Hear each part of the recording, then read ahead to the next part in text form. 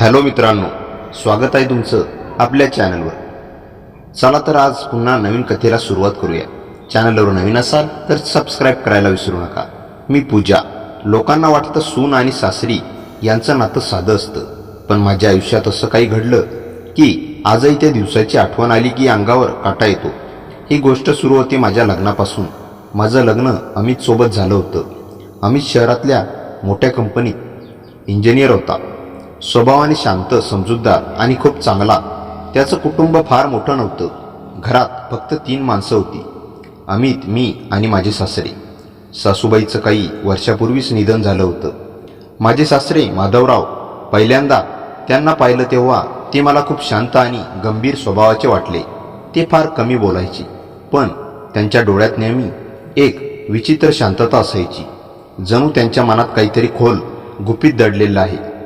लग्नानंतर मी सासरच्या घरात आले. पहिले काही दिवस अगदी व्यवस्थित गेले. अमित ऑफिसला जायचा. सासरे बहुतेक वेळ त्यांच्या खोलीतच असायचे. मी घरकाम करायचे, स्वयंपाक करायचे आणि संध्याकाळी आम्ही तिघे मिळून जेवायचो. पण हळूहळू मला काही गोष्टी विचित्र वाटू लागल्या. पहिली गोष्ट, माझे सासरे माझ्याकडे नेहमी खूप लक्ष देऊन बघायचे. ते काही बोलायचे नाहीत, पण मी स्वयंपाकघरात काही करत असताना किंवा घरात फिरत असताना मला त्यांच्या नजरेची जाणीव व्हायची. सुरुवातीला मला वाटलं कदाचित माझा गैरसमज असेल, पण एके दिवशी अशी घटना घडली ज्यामुळे माझ्या मनात शंकेचं बीज पडलं. त्या दिवशी अमित ऑफिसच्या कामासाठी बाहेरगावी गेला होता. त्या 2 दिवसांनी परत येणार होता. घरात फक्त मी आणि सासरे होतो. रात्री मी माझ्या खोलीत झोपायला गेले. सगळं घर शांत होतं. रात्री 11:30च्या सुमारास मला एक आवाज आला. दरवाजा हळूच उघडण्याचा आवाज. मी अर्धवट झोपेत होते.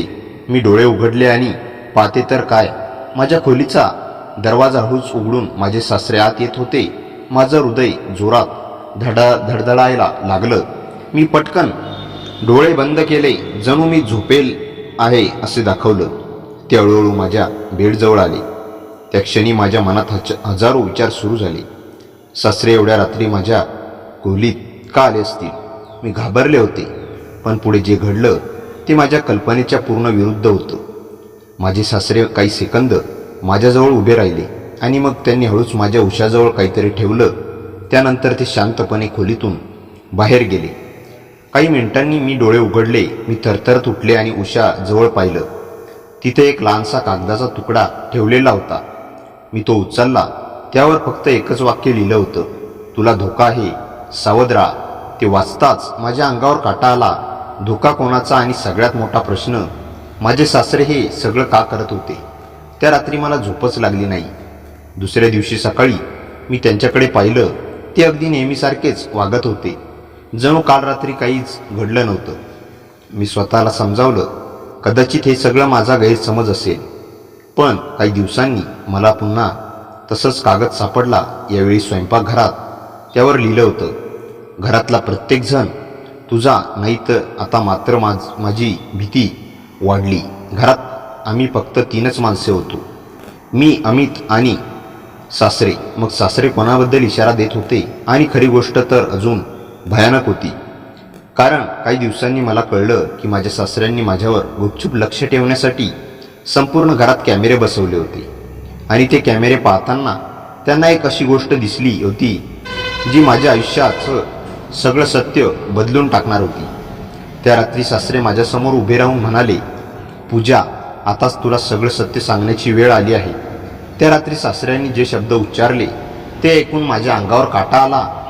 माझे हात अजूनही थरथरत होते, कारण काही मिनिटांपूर्वीच अमितने माझा हात इतक्या जोरात पकडला होता की मला वाटलं होतं की आज काहीतरी भयंकर घडणार आहे. मी अजूनही धक्क्यात होते. सासऱ्यांनी अमितकडे कठोर नजरेने पाहिलं आणि म्हणाले: अमित, तू तुझ्या खोलीत जा. त्यांचा आवाज इतका कठोर होता की अमित काही सेकंद शांत उभा राहिला आणि मग रागाने माझ्याकडे पाहत खोलीत निघून गेला. माझं हृदय जोरजोरात धडधडत होतं. मी सासऱ्याकडे पाहिलं आणि विचारलं: बाबा, काय चाललंय हे सगळं? आम्ही तसं का वागत आहे आणि तुम्ही मला वारंवार धोका आहे असं का सांगत आहात? सासरे काही शांत राहिले. मग ते हळूहळू सोफ्यावर बसले. त्यांच्या चेहऱ्यावर एक विचित्र गंभीरपणा होता. ते म्हणाले, पूजा, जे मी तुला सांगणार आहे ते ऐकल्यावर कदाचित तू माझ्यावर विश्वास ठेवणार नाहीस, पण तरीही मला सांगावंसं लागेल. मी पूर्ण लक्ष देऊन त्यांचं बोलणं ऐकत होते. ते पुढे म्हणाले, तुला माहीत आहे का मी घरात कॅमेरे का बसवले? मी डोळे मोठे करून त्यांच्याकडे पाहत राहिले. पुढे ते म्हणाले, कारण मला माझ्या स्वतःच्याच मुलावर संशय येऊ लागला होता. त्यांचं बोलणं ऐकून मी थक्क झाले. मी थरथरत विचारलं, नेमकं काय? ते पुढे म्हणाले, काही महिन्यांपूर्वी आम्ही खूप बदलला होता. तो उशिरा घरी यायला लागला होता, फोनवर लपून बोलायला लागला आणि काही लोकांशी भेटू लागला ज्याच्याबद्दल मला काहीच माहिती नव्हती. मी अजूनही विश्वास ठेवू शकत नव्हते माझा नवरा असं काहीतरी असेल. सासरे पुढे म्हणाले, एक दिवस मी त्याच्या मागे गुपचूप गेलो आणि जे पाहिलं ते पाहून माझ्या पायाखालची जमीनच सरकली. मी उत्सुकतेने विचारलं, काय पाहिलं तुम्ही सासरे? खोल श्वास घेत म्हणाले, अमित काही गुन्हेगार लोकांना भेटत होता. गुन्हेगार? सासरे मान हलून म्हणाले, हो, आणि त्या लोकांमध्ये एक माणूस असा होता ज्याच्यावर आधीच अनेक गंभीर गुन्हे दाखल आहेत. तेव्हा माझं डोकं गरगरायला लागलं. मी विचारलं की पण यात माझा काय संबंध? सासऱ्यांनी माझ्याकडे सरळ पाहिलं. त्याच्या डोळ्यात चिंता स्पष्ट दिसत होती. ते म्हणाले, कारण त्या लोकांनी अमितला एक काम दिलं होतं. मी घाबरतच विचारलं, कोणतं काम? सासऱ्यांनी हळू आवाजात उत्तर दिलं, त्या लोकांना घरातील कोणावर तरी लक्ष ठेवायचं होतं. पुढे सासरे काही सेकंद शांत राहिले आणि मग त्यांनी जे सांगितलं ते ऐकून माझं रक्त गोठलं. ते म्हणाले, पूजा, त्या लोकांना तुझ्यावर लक्ष ठेवायचं होतं. माझ्या हातातून पाण्याचा ग्लास खाली पडला. माझ्यावर सासरे गंभीर आवाजात म्हणाले, हो, आणि म्हणूनच मी घरात कॅमेरे बसवले. मला आधी समजून घ्यायचं होतं की अमित नेमकं काय करत आहे. मी अजूनही धक्क्यात होते, पण माझ्या मनात एक मोठा प्रश्न निर्माण झाला. मी विचारलं, पण ते लोक माझ्यावर लक्ष का ठेवत होते? सासऱ्यांनी माझ्याकडे पाहिलं आणि शांतपणे म्हणाले, कारण तू त्या माणसाची मुलगी आहेस ज्याचा शोध ते लोक अनेक वर्षापासून घेत आहेत. ते ऐकून माझं हृदय थांबल्यासारखं झालं. पुढे सासरे म्हणाले, तुझ्या वडिलांबद्दल जे तुला माहीत आहे ते पूर्ण सत्य नाही. ते ऐकून माझ्या पायाखालची जमीनच सरकली. मी थरथरत आवाजात विचारलं, बाबा, तुम्ही काय बोलत आहात? माझे बाबा तर साधे शाळेतले शिक्षक होते. त्यांनी कधी कोणाला त्रास दिला नाही. सासरे काही शांत राहिले. मग त्यांनी हळू आवाजात सांगितलं, पूजा, तुझ्या आई तुला जे सांगत आली आहे ते अर्धसत्य आहे. तेव्हा माझ्या डोळ्यात पाणी आलं. म्हणजे सासरे पुढे म्हणाले, तुझे वडील फक्त शिक्षक नव्हते, ते एका मोठ्या प्रकरणाचे साक्षीदार होते. मी गोंधळून त्यांच्याकडे पाहत होते. साक्षीदार? ते म्हणाले, हो, काही वर्षापूर्वी शहरात एक मोठा आर्थिक घोटाळा आणि बेकायदेशीर व्यवहार करणाऱ्या टोळीवर केस चालू होती. त्या केसमध्ये काही लोक खूप शक्तिशाली होते. त्या केसमध्ये तुझे वडील महत्त्वाचे साक्षीदार होते. त्यांनी त्या टोळीविरुद्ध कोर्टात साक्ष दिली होती. मी आश्चर्याने विचारलं, पण मला तर हे कधीच सांगितलं नव्हतं. ते म्हणाले, कारण त्यानंतर तुझ्या वडिलांना धमक्या येऊ लागल्या होत्या. तुझ्या आईने तुला सुरक्षित ठेवण्यासाठी सगळं गुपित ठेवलं. माझ्या डोळ्यासमोर भूतकाळ फिरू लागला. बाबांचा अचानक झालेला अपघात, आईचा अचानक शहर बदलणं आणि त्यानंतर कधीच त्या विषयावर चर्चा न होणं. सासरे पुढे म्हणाले, त्या गुन्हेगार टोळीतील काही लोक अजूनही पकडले गेले नाहीत आणि त्यांना अजूनही वाटतंय की तुझ्या वडिलांकडे काही महत्त्वाची माहिती होती. मी घाबरत विचारलं, पण आता माझ्यावर लक्ष का ठेवत आहे ते? सासरे म्हणाले, कारण त्यांना वाटतंय ती माहिती तुझ्याकडे असू शकते. माझा श्वास अडकला, पण माझ्याकडे काहीच नव्हतं. ते म्हणाले, मला माहीत आहे, पण त्यांना ते माहीत नाही. मी काही क्षण शांत बसले. माझ्या डोक्यात हजारो विचार चालू होते. पण अचानक मला एक गोष्ट आठवली. मी सासऱ्यांकडे पाहून विचारलं, पण अमित, तू त्या लोकांसोबत का आहे? सासऱ्यांच्या चेहऱ्यावर वेदना दिसली. ते म्हणाले, कारण अमितने एक मोठी चूक केली आहे. मी घाबरत विचारलं, काय चूक? ते म्हणाले, काही महिन्यांपूर्वी अमितच्या बिझनेसमध्ये मोठं नुकसान झालं होतं. त्याने काही लोकांकडून कर्ज घेतलं. सासरे गंभीर आवाजात म्हणाले, तेच लोक त्या टोळीशी संबंधित होते. माझ्या अंगावर काटा आला. ते पुढे म्हणाले, कर्ज फेडण्यासाठी त्यांनी अमितला एक काम दिलं. सासऱ्यांनी माझ्याकडे सरळ पाहिलं. ते म्हणाले, त्यांनी अमितला सांगितलं की त्यांनी तुझं लक्ष ठेवावं, कारण त्या लोकांना वाटतंय की तुझ्याकडे तुझ्या वडिलांची काही कागदपत्र किंवा माहिती असू शकते. माझ्या डोळ्यासमोर अंधार यायला लागला. माझा स्वतःचा नवरा माझ्यावर नजर ठेवत होता. तेव्हा आम्ही बोलत असताना अचानक वरच्या मजल्यावरून काहीतरी जोरात पडल्याचा आवाज आला. मी आणि सासरे आम्ही दोघे एकदम वर पाहू लागलो.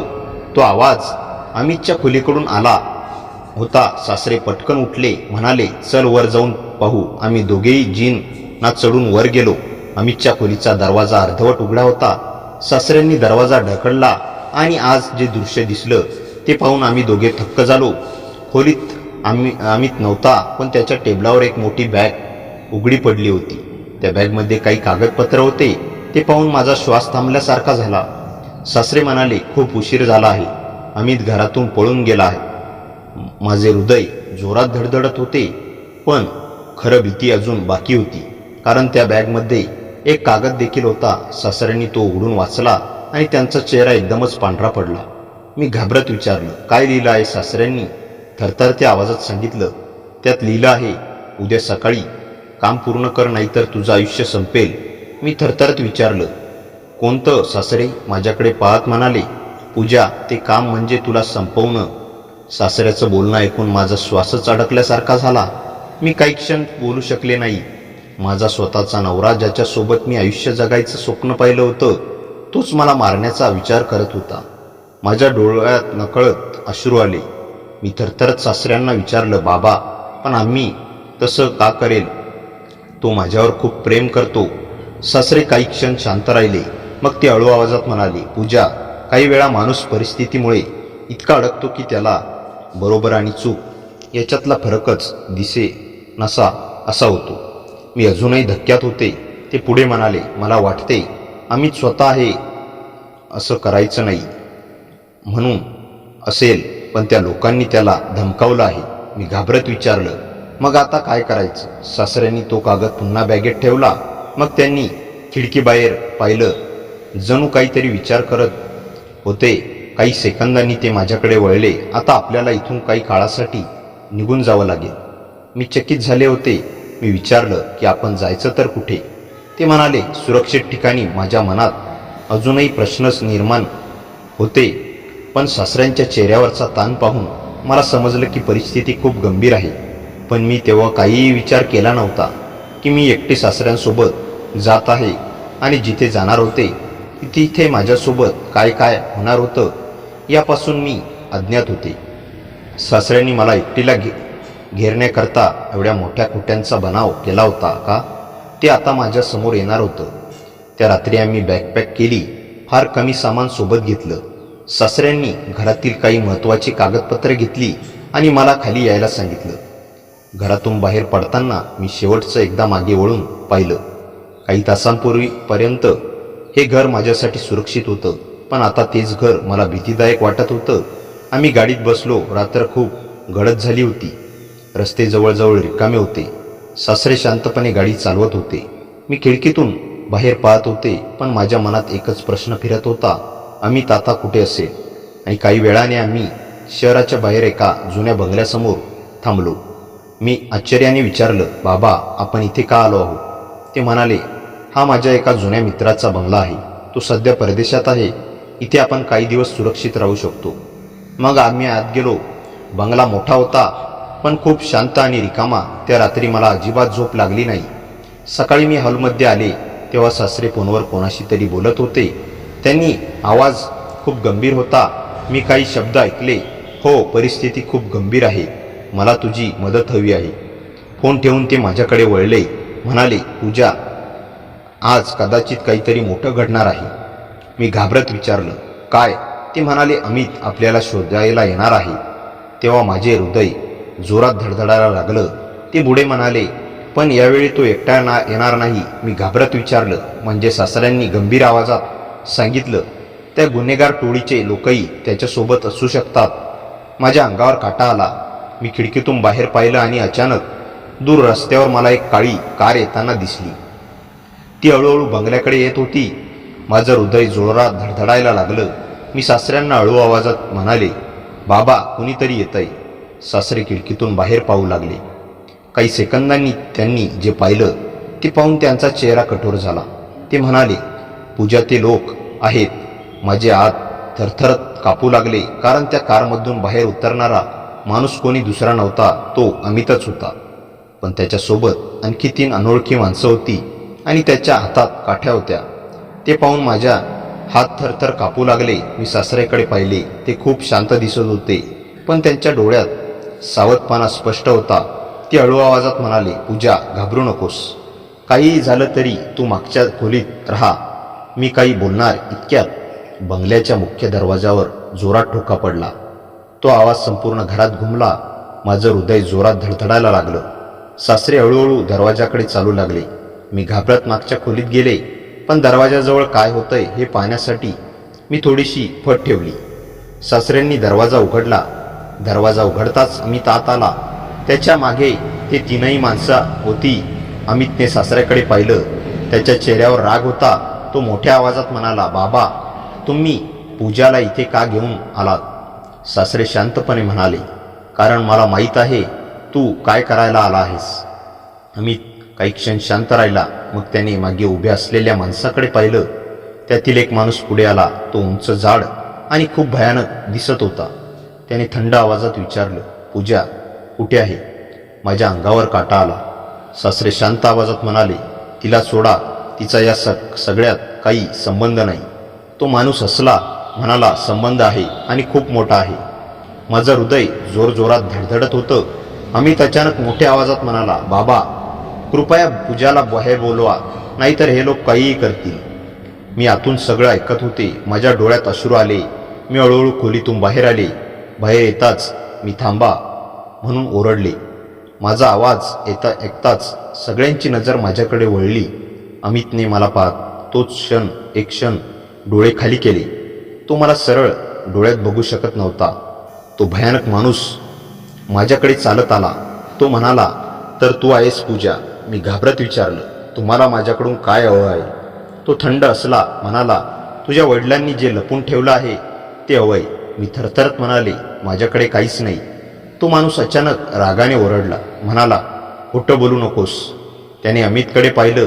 तुझ्या बायकोला समजाव, नाहीतर आम्हाला वेगळा मार्ग वापरावा लागेल.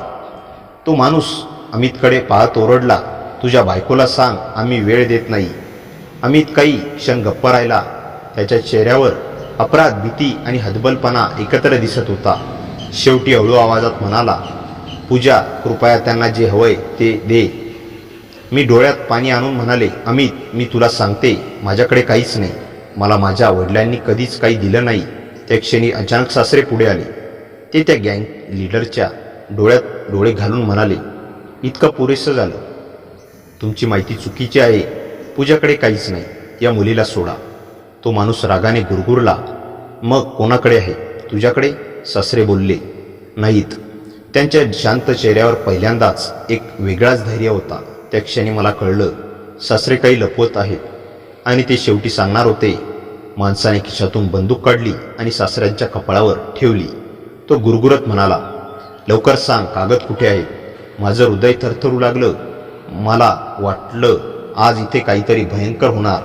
त्याचवेळी सासऱ्याने एक खोल श्वास घेतला आणि शांत आवाजात म्हणाले, हो, माहिती माझ्याकडेच आहे. पण पूजा किंवा अमित यांचा यात काही दोष नाही.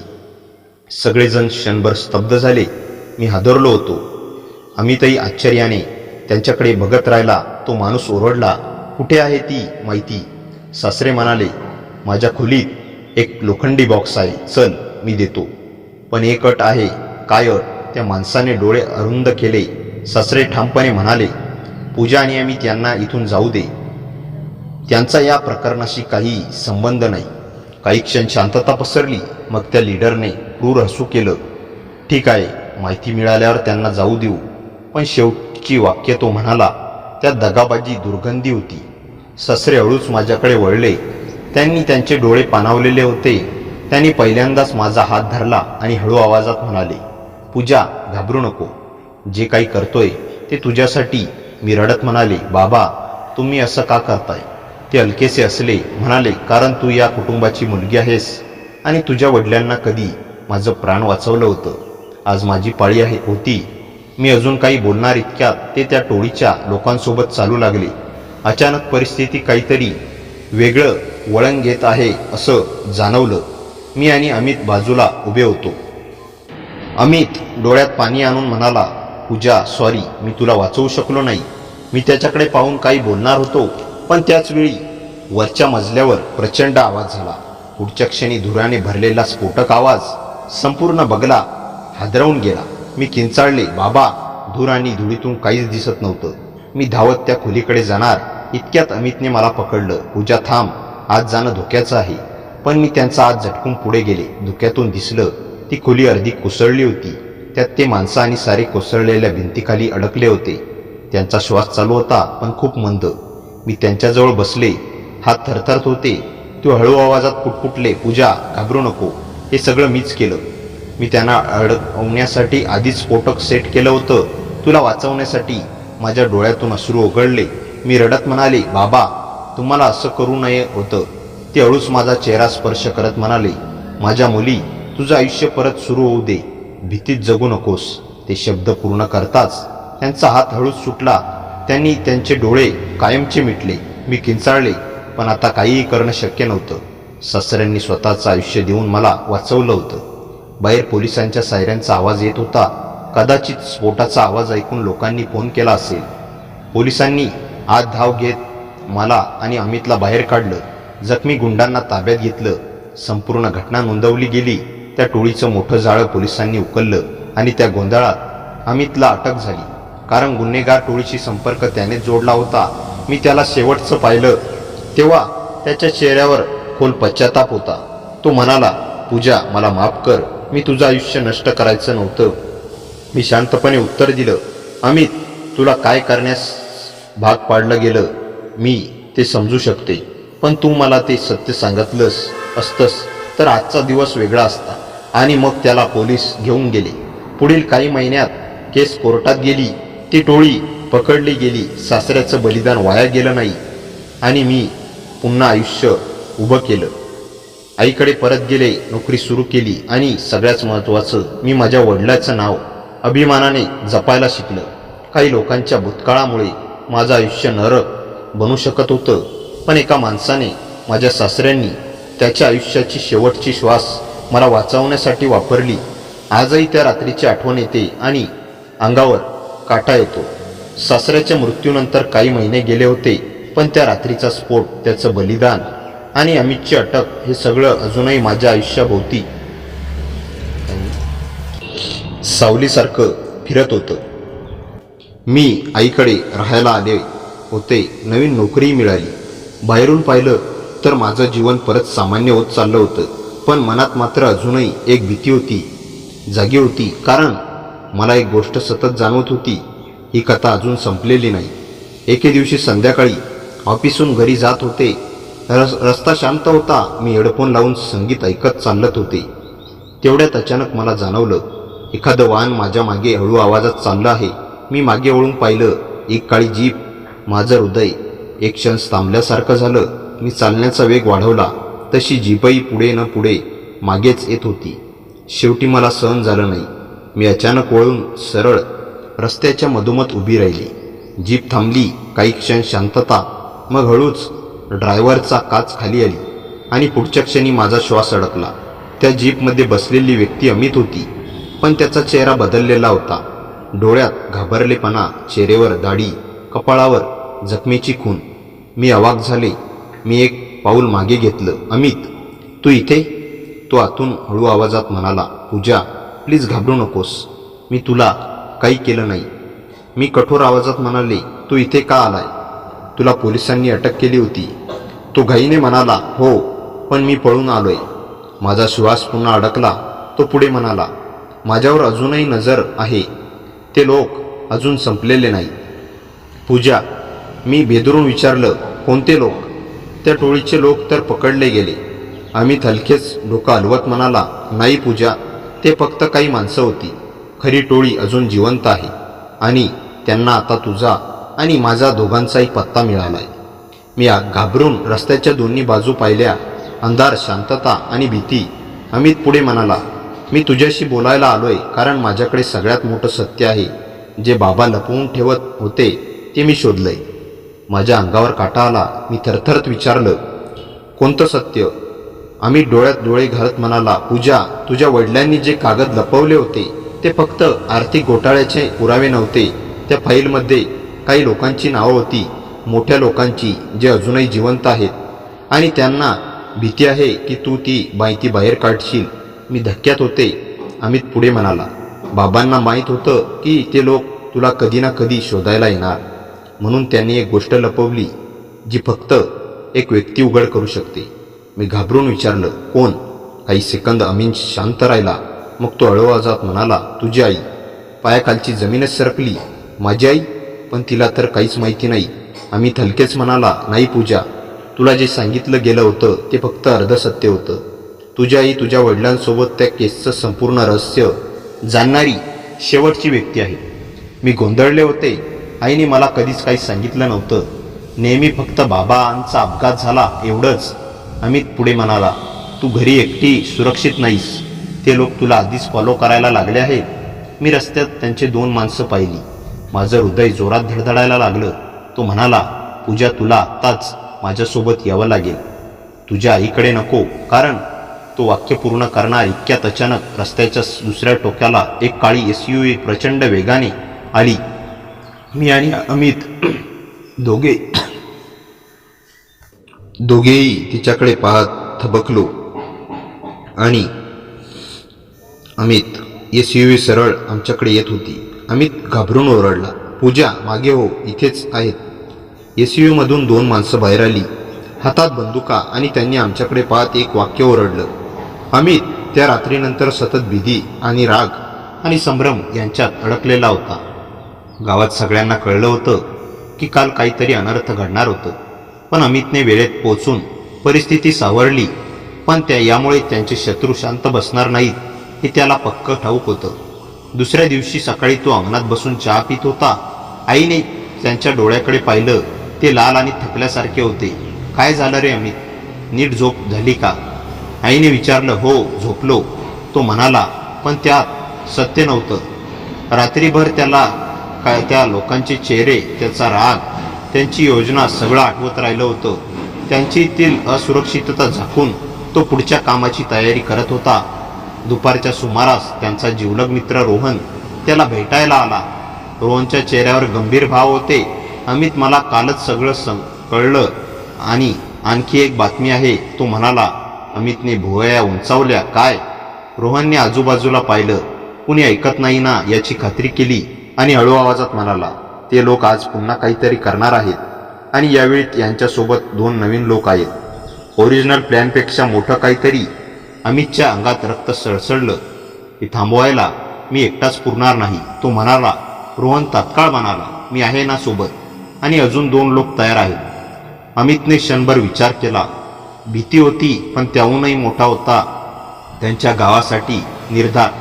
ठीक आहे, आजचं काम आपण थांबवू, त्याने ठामपणे सांगितलं. संध्याकाळ जवळ येत होती तशी हवा अधिक भरलेली वाटत होती. गावाच्या त्या जुन्या वळणावर सगळं होणार होतं. रस्त्यावर दिवे कमी होते. शांतता वेगळीच जाणवत होती. अमित, रोहन आणि त्यांचे 2 साथीदार आधीच लपून बसले होते. अमितचा श्वास जोरात चालू होता, पण मन स्थिर होतं. काही वेळाने दूरवर टॉर्चच्या उजेडात ते लोक दिसू लागले. 4 जण, हातात कुठेतरी वापरता येईल अशी साधनं. रोहनने डोकं हलवून संकेत दिला. आताच वेळ होती. अमितने दडदडत्या हृदयावर नियंत्रण ठेवत आवाज दिला, पुरे झालं, इथून पुढे काही होणार नाही. त्या लोकांनी चकित होऊन पाहिलं. काही क्षण शांतता, पण पुढच्या क्षणी तणाव वाढला. त्यांच्यातला एक पुढे आला. अमित, तू आयुष्यभर धाडसी होतास, पण यावेळी आमच्या आड आलास आहेस. आता वातावरण फुटायला तयार होतं. अमितने एक पाऊल पुढे टाकलं. गावचं काही नुकसान मी होऊ देणार नाही, तो ओरडला. मित्रांनो, कथा कशी वाटली कमेंटमध्ये नक्की सांगा. कथेला जास्तीत जास्त लाईक करा आणि हाईप या बटनावर क्लिक करायला विसरू नका. आपल्या मित्रमैत्रिणींमध्ये शेअर करा. आणि हो, चॅनलवर नवीन असाल तर चॅनलला सबस्क्राईब करायला विसरू नका. भेटूया पुन्हा अशाच इंटरेस्टिंग आणि धमाकेदार कथेसह. तोपर्यंत हसत राहा, खुश रहा. धन्यवाद.